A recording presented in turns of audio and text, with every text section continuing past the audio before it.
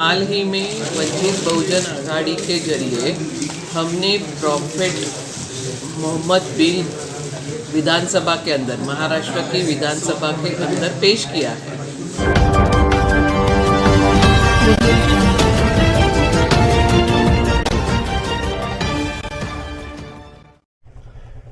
मुंबई महानगर पालिका के चुनाव नजदीक हैं, जिन्हें देखकर सभी पार्टियों ने अपने अपने चुनावी समीकरण मजबूत करना शुरू कर दिए हैं।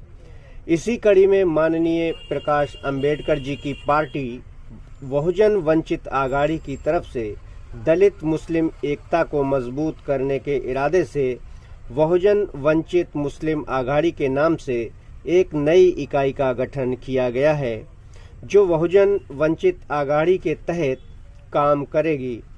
माननीय प्रकाश अंबेडकर जी ने इस इकाई के अंतर्गत मुस्लिमों से संबंधित 3 बड़े मुद्दों को भी सेट कर दिया है, जिसके तहत धर्म के खिलाफ नफरत फैलाने वालों को सख्त सजा का प्रावधान हो।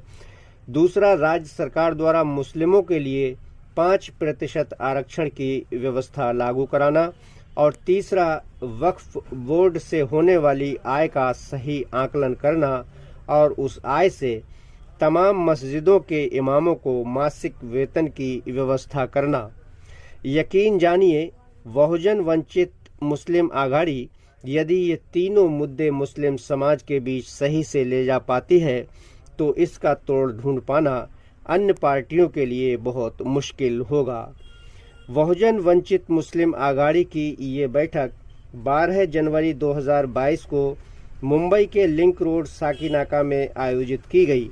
इस बैठक में मुस्लिम समाज के जाने माने लोगों ने भाग लिया। इस सभा को बहुजन वंचित आघाड़ी की महाराष्ट्र अध्यक्षा रेखा ताई ठाकुर ने संबोधित किया। और ये पारित होना बहुत जरूरी है।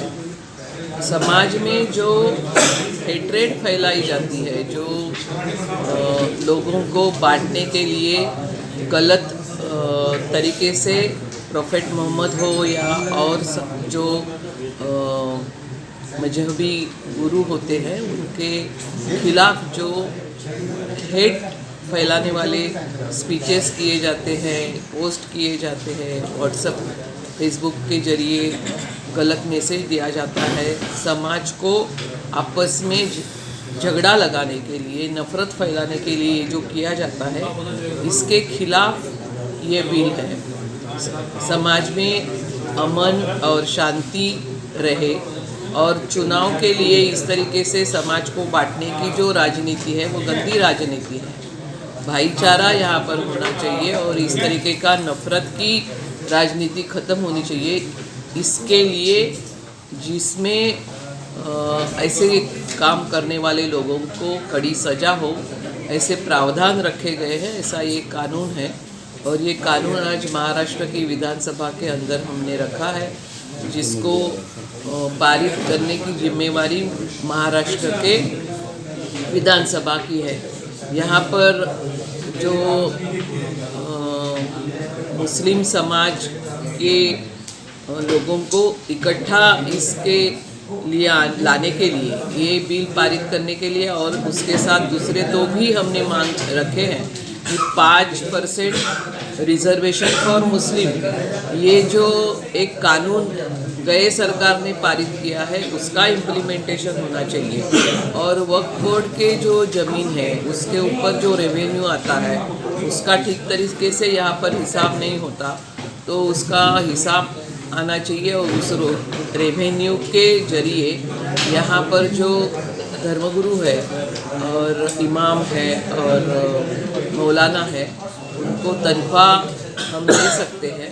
तो इन तीनों मांगों के लिए यहाँ पर हम काम कर रहे हैं और ये काम आगे बढ़ाने के लिए वंचित बहुजन मुस्लिम आघाड़ी की स्थापना।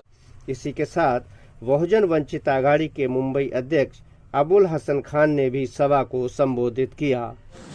अभी हमारे आदरणीय नेता एडवोकेट प्रकाश अंबेडकर साहब ने वंचित बहुजन मुस्लिम आघाड़ी एक कमेटी अरेंज की है, जो कि वंचित बहुजन आघाड़ी के अंडर में काम करेगी। इसमें हमें लोग मुसलमानों को जोड़ना है, साना बाना साना लेके, और इस पर 3 नुकात दिया गया है। एक पैगंबर बिल है, दूसरा 5% मुस्लिम रिजर्वेशन है, तीसरा हमारा औकाफ बोर्ड और उलमाओं की सैलरी का मसला है। इन 3 नुकात पर काम करेंगे और संगठन को महानगर पालिका आ रहा है, फरवरी मार्च में इलेक्शन होना है, और हमारी वंचित जो बहुजन अघाड़ी की संगठन है जो हमारी, उसको मजबूत करने की पूरी कोशिश करेंगे। हर मोहल्ले गली में पहुंचेंगे, उलमाओं में पहुंचेंगे। वंचित और मुसलमानों को, दलित और मुस्लिम को इकट्ठा लाने की हमारा पूरा मिशन है कि इसको ज़्यादा से ज़्यादा मजबूत करके, वंचित बहुजन अघाड़ी को मजबूत करके महानगर पालिका में अच्छे से अच्छा रिजल्ट लाने की पूरी कोशिश करेंगे। MKZ न्यूज़ के लिए नदीम खान की रिपोर्ट।